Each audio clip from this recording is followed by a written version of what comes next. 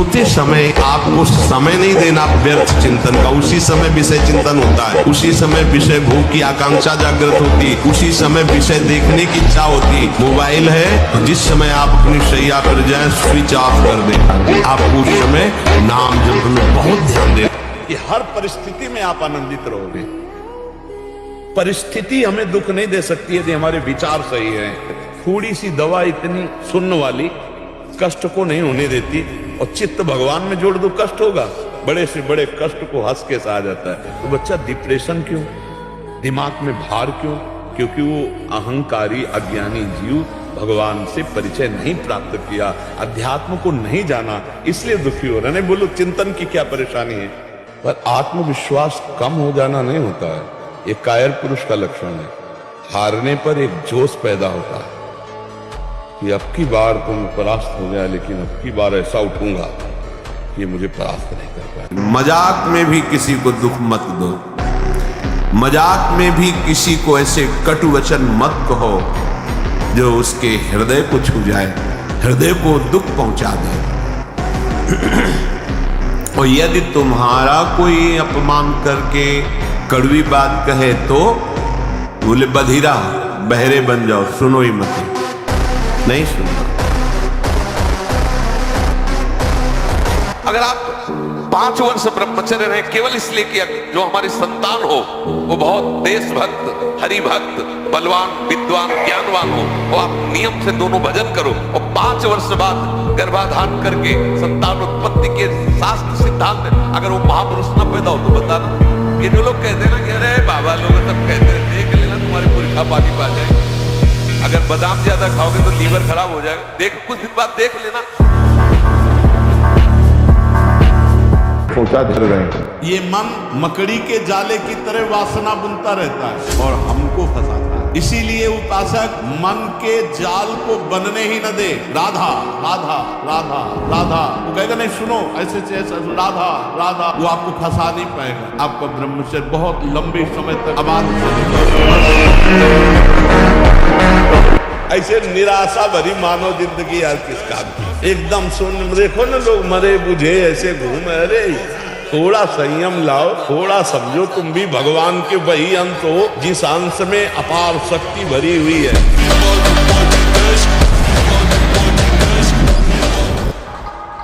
और शरीर जैसे जवान शरीर है, व्यायाम करो। चिंतन से गर्म हो जाती है नाड़ी, तो वीर पूरे शरीर के रक्त के साथ है। उसी से आपकी हड्डियां मजबूत होती हैं, उसी से आपका शरीर बलिष्ठ होता है, उसी से आपके मन को पवित्र विचारों में चलने की सामर्थ्य मिलती है। कहना नहीं पढ़ाई पढ़ रहा हूं, नाम जप कर रहा हूं, तुम्हारी गरज हो तो पास कर देना, तुम्हारी गरज हो तो पास कर देना। जहां रखोगे जैसे रहोगे वैसे रहूंगा, और आपको पुकारता रहूंगा, आपका स्मरण करता रहूंगा, माया पर विजय प्राप्त हो जाएगी। गजब की बात है, कोई सोच में बैठा हो और ऐसे दृष्टि पहुंच जाए तो ऐसे नहीं होता। और तुम एकांत में वही देख रहे हो, मलमूत्र के द्वारा। और कौन सा देख रहे हो? देव मंदिर देख रहे हो क्या? क्या देख रहे हो तुम? सोच लघु शंका के ही स्थान तो है। कौन सी बहुत बड़ी बात है? उन्हीं से पैदा हुए हो, उसी द्वार से पैदा हुए हो, और उसी में देखकर विकार युक्त होकर फिर वही मरना चाहते हो, दुर्गति को प्राप्त होना चाहते हो। इसी बात से दुर्दशा हो गई। गंदे बच्चे, गंदा दृश्य, गंदा चिंतन, गंदी क्रियाएं नष्ट बंद करो। ये विषय वार्ता का चिंतन ये कोटि नरकों जैसा भय प्रदान करने वाला है। तुम्हारे जीवनी शक्ति एक सीमित है, अभी यौवन अवस्था है, नष्ट कर लो, फिर किसी काम के नहीं रहोगे। मुस्कुराहट, रूपा शक्ति, मृदु भाषण, इसने तुम्हारे मन का अपहरण कर लिया है। बचाओ अपने मन को और मनमोहन की तरफ लगाओ। वास्तविकता के साथ जागो। हे बात कर्म के प्रतिफल की चेष्टा करना, तुम तो केवल वही करो जो तुम्हारे वश में है।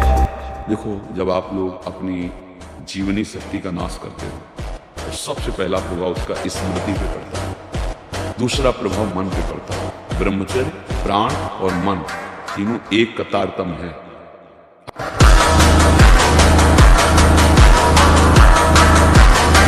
अगर आपका पेट साफ नहीं तो आप ब्रह्मचर्य नहीं रह सकते। आपका उदर विकार बना रहता है तो नींद, आलस्य और प्रमाद पर विजय प्राप्त नहीं कर सकते। कब्ज बनी रहे। सबसे कहते हैं नित्य व्यायाम जैसे भजन आवश्यक है वैसे आवश्यक है, क्योंकि शरीर के अंगों को हलचल चाहिए। देख मैं भीषण का भी भीषण हूं, विपत्तियों से तू डरेगा, अरे तेरी विपत्तियां तेरे से डरेंगी, तू नाम जप कर। विपत्तियां तेरे से डरेंगी। किडनी भी कहेगी कि गलत जगह फेल हो गई। अब महापुआ साबुन लगा के ब्रह्मचारी, रजोगुण चढ़ेगा, काम भावना जागृत होगी, त्वचा स्वयं साफ रहेगी यदि आप तेल मालिश नहीं करते। तेल की जरूरत क्या है? ब्रह्मचर्य तो तेल की जरूरत है। सर्दी अब शुरू नहीं हुई हो, गीजर से स्नान साधना हो। ये समझ लीजिए कि चरित्रवान के पास ईश्वर चरण चुनता है। देखो हम राम चरित्र गाते, राम जी रघुवंश में प्रकट हुए, रावण उत्तम कुल पुलस्त करना था, वही भगवद अंश है, जय विजय और कोई दूसरा नहीं। लेकिन चरित्रहीन हो गया तो राक्षस कहा गया। ये लीला करके दिखाया कि एक चरित्रहीन हो गया तो राक्षस, चरित्रवान वही भगवान।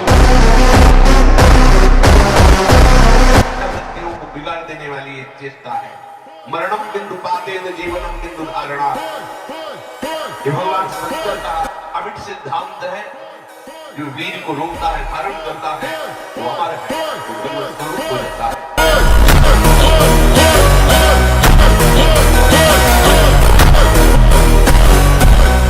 ब्रह्मचर्य हमें तेजस्विता, स्मृति, बलवान और लक्ष्य पर चलने की योग्यता प्रदान करता है। आज हमारा समाज ब्रह्मचर्यहीन होता जा रहा है, इसीलिए लक्ष्य से भ्रष्ट हो गया है, इसीलिए वो नकारात्मक सोच वाला बन गया है। हिंसा, व्यभिचार, व्यसन उसके जीवन में बढ़ गए हैं। ब्रह्मचर्य एक अमोघ शक्ति है।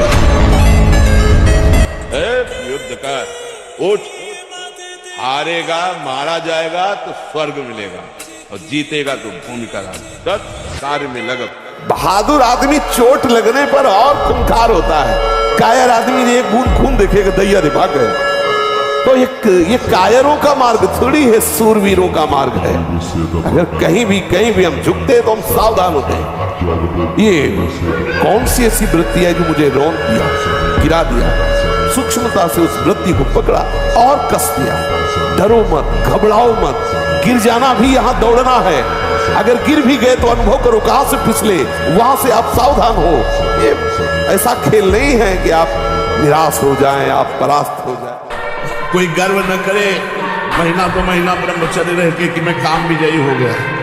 भगवान शंकर की समाधि भंग कर सकता है, तुम तो जीव हो, वो शिव है, वो शिव है, उनकी समाधि भंग कर सकता है, तो जीव हो।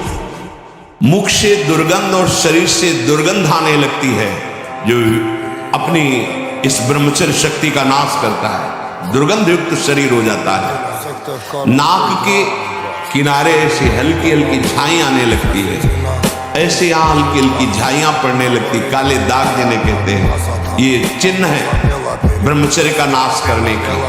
आवाज में कोमलता नष्ट हो जाती है, रुक्षता आ जाती है, स्वभाव में अप्रिय स्वभाव बन जाता है। कोई भी तुम्हारे पास बैठना नहीं चाहेगा, वही बैठेगा जो तुम्हारे लक्षणों से युक्त होगा। काम का वेग तब हमको व्यतीत करेगा जब हम भजन छोड़ देंगे और उसी विषय का चिंतन करने लगेंगे, तब वो हमारी हालत खराब कर देगा। अगर हमारे अंदर काम का वेग आ रहा है और हम भगवान नाम कीर्तन करने लगे, सत्संग सुनने लगे, कुछ ऐसे सत्संग रखो कि अलग अलग दवा, जैसे मन चंचल है तो क्या करना चाहिए, अगर हमारे अंदर काम आ रहा है तो क्या करना चाहिए, नाम जप जरूर करना चाहिए। नाम जप से बच जाओगे। नाम काटता है, जैसे वो अंदर से मन एकाग्र कर रहा है आपको काम में, अब आप एकाग्र ना हो पाओ, बस आपकी चतुरता है तो कम होता चला जाएगा। अगर एकाग्र हो गए तो संकल्प बन जाए।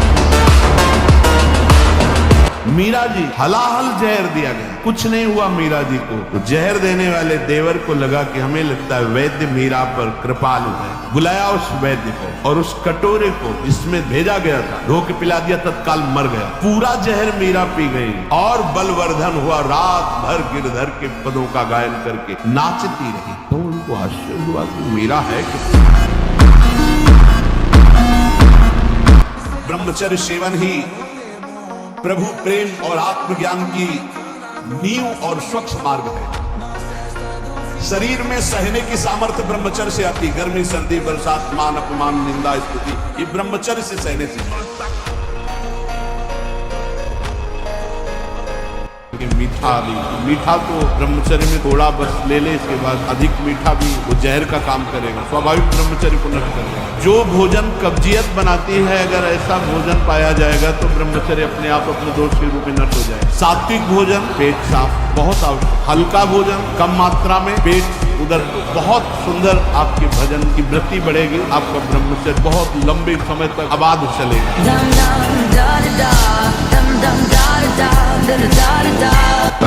ब्रह्मचर्य शरीर की पीड़ा को सहने की सामर्थ्य देता है। ब्रह्मचर्य में होश रहता है और जोश रहता है, उसमें दिव्य तेज रहता। मर सकता हूं लेकिन गलत आचरण नहीं कर सकता। तुम्हारी खोपड़ी में बैठ के तुम्हारे हाथ से तुमको जहर खवा देगा, तुम्हारे हाथ से तुमको पंखे में लटका देगा, तुम्हारे हाथ से गोली शूट करवा देगा।